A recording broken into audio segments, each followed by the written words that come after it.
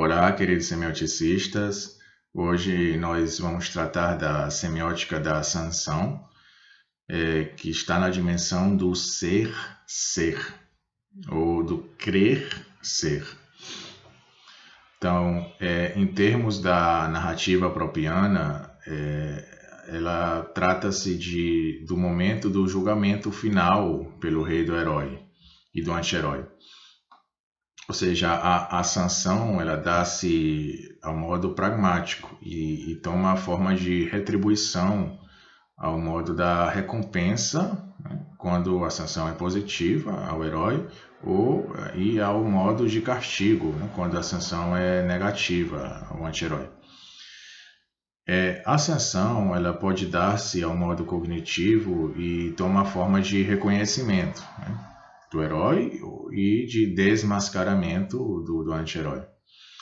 E também a sanção é um pequeno cenário judiciário onde o estado final do sujeito perante objetos de valor, seja conjunto ou disjunto, seja ele pragmático, de coisas, ou seja cognitivo, de saberes, ele fica avaliado e sancionado negativa ou positivamente. Então, embora na narrativa linear, no estilo de Propp, a sanção ela é um percurso final da narrativa, a semiótica de verve estrutural e global entende-a como podendo estar presente em qualquer etapa do discurso, sempre que esse pequeno judiciário de avaliação dos estados do sujeito e de sua competência modal seja efetuado.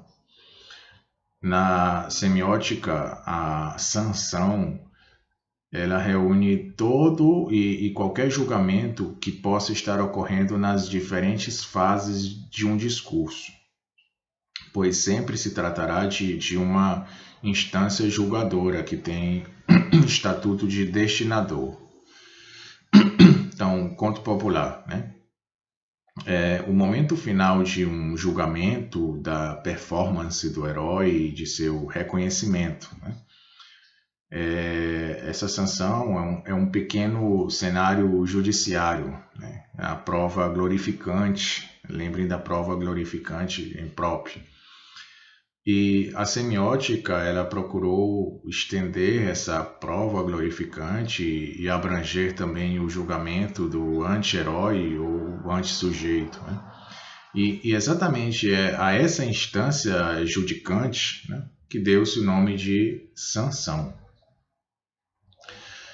A sanção pragmática está relacionada com quando o destinador, julgador, ele procede ao julgamento, seja julgamento epistêmico ou veredictório, né? Isto é, modalizado pelo crer ser, ou julgamento epistêmico alético, ou seja, modalizado pelo crer dever ser.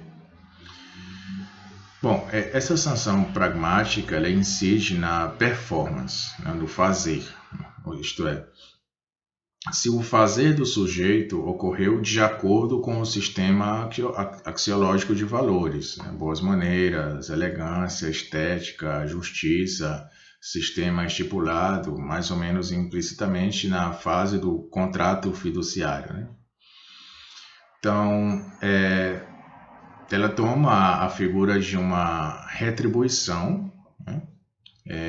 E essa retribuição ela pode dar-se de duas maneiras, né? Através da recompensa, são prêmios ou bônus, ou através da punição, né? Na forma de justiça, ou na forma de vingança, né? De justiça quando o destinador é social, é coletivo, e na forma de vingança quando são soluções individuais, certo? Então isso é a sanção pragmática. Por outro lado, nós temos a sanção cognitiva, que é o julgamento epistêmico veredictório, alético, do ser do sujeito, né, nos seus estados juntivos. Então, o julgamento ele leva a duas possibilidades, ao reconhecimento do sujeito ou ao desmascaramento do anti-herói, né? E a generalização do procedimento da sanção, ele fez a semiótica considerá-la como um dispositivo cognitivo, seria um fazer interpretativo, que acaba intervindo intermitentemente, ou seja, em todas as fases e momentos da narrativa, e, consequentemente, em todo o andamento do discurso. Então, a sanção sobre a manipulação está relacionada com o fazer persuasivo, né? O fazer crer, instaurar um estado de confiança, um contrato fiduciário, tornando o sujeito emergente para o querer, dever, poder, saber, fazer, né? O fazer interpretativo é um fazer sancionante, judicante. Ele avalia o estatuto, né, pelo crer ser, né, da proposição e da manipulação. A sanção sobre a competência, ela é um fazer interpretativo, epistêmico, veredictório, que julga o estatuto da junção entre o sujeito e o seu objeto modal. A sanção sobre a performance, ela é um crer ser sobre a ação cumprida. E a sanção sobre a sanção, ela é um fazer, como já falamos, um fazer interpretativo, fiduciário, epistêmico, veredictório sobre a sanção recebida. Então, sanção, ela se generaliza como um procedimento do fazer interpretativo, que mobiliza as modalizações epistêmicas veredictórias aléticas, em quaisquer que sejam as evoluções do discurso. Então, tanto a sanção pragmática, a retribuição, por exemplo, quanto a sanção cognitiva, reconhecimento, por exemplo, ambas têm estatuto cognitivo por parte do fazer interpretativo, pois se trata de um fazer saber e de um saber ser sobre os estados juntivos do sujeito. Então, decorrências do alargamento da problemática da sanção, né? Ela acaba deixando-se ver com maior densidade do que apenas o julgamento final da narrativa propiana. Certo? Então, como vimos, a manipulação ela se traduzia logo após a proposição do contrato, por um fazer persuasivo, que implicava da parte do destinatário o seu fazer interpretativo. Ora, ambos esses fazeres pressupõem um fundo de tela comum a partir de onde se constituem. Pressupõem uma relação fiduciária, ou seja, há um contrato fiduciário implícito de natureza cognitiva, uma espécie de acordo, um crer, não, sobre o valor dos objetos a serem circulados modalmente. E quase nunca explicitado, fica como pressuposto de ordem da confiança mútua, não? Sempre fonte de muitas tensões intersubjetivas.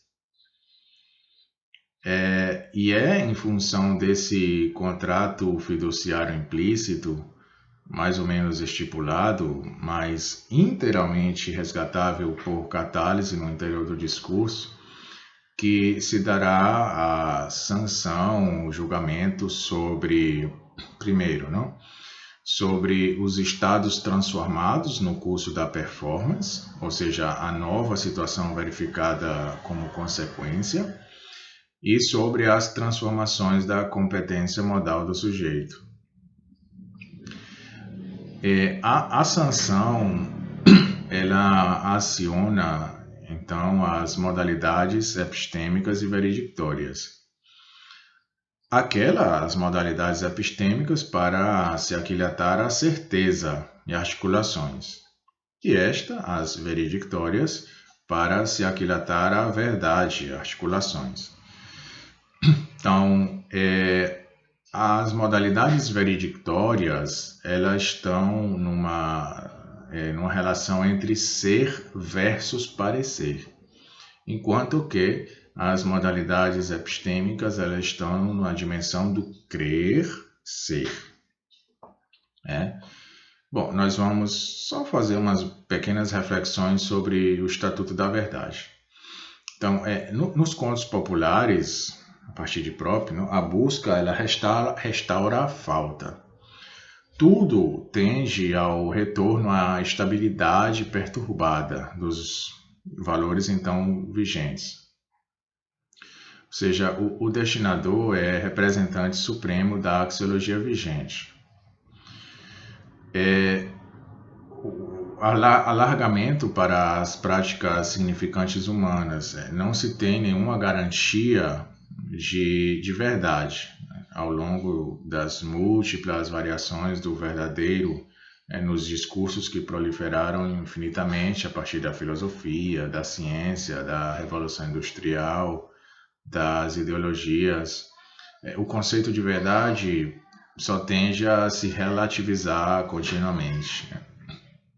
Então, a falta é falta da verdade estável, última, eficaz. A complexidade dos discursos ele tende a desembocar numa carência fundamental de alguma instância segura e certeira da verdade. Então, a mobilização dos percursos narrativos acaba sendo, no final implícito das coisas, uma perene busca das condições da verdade. É como se constantemente o destinador, e o destinador nas figuras da sociedade, da religião, da ética, da ciência, da política, da estética, etc., é como se constantemente o destinador ele precisasse continuamente fazer funcionar, pôr à prova os seus sistemas axiológicos, valores, crenças, verdades, manipulando os sujeitos aos percursos narrativos. E como primeiro, para repetir, reafirmar, consolidar, confirmar, fortalecer a crença, a verdade estabelecida, a eficácia da sua axiologia de base. Ou incorporar, absorver, retificar, acolher algum novo dado, novo resultado para alterar o sistema axiológico vigente. Ou seja, uma performance é, na verdade, um mero pretexto para uma verdadeira disputa cognitiva entre o destinador e o destinatário. Uma narrativa performática é antes um campo de exercício para o verdadeiro jogo das significações, ideologias e axiologias ambientes. Jogos das leis simbólicas contidas e disputadas tensivamente no eixo da manipulação.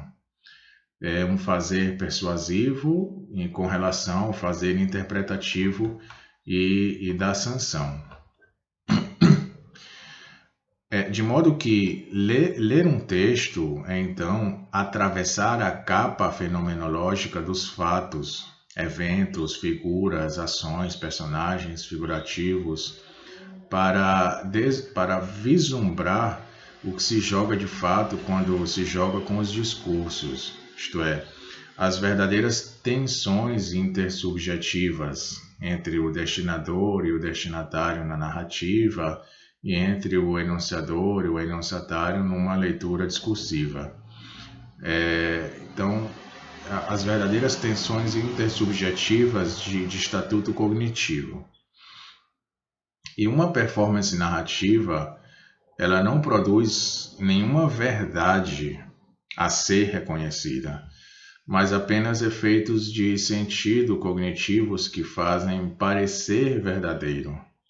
Elas criam uma ilusão veredictória, assim como uma ilusão epistêmica.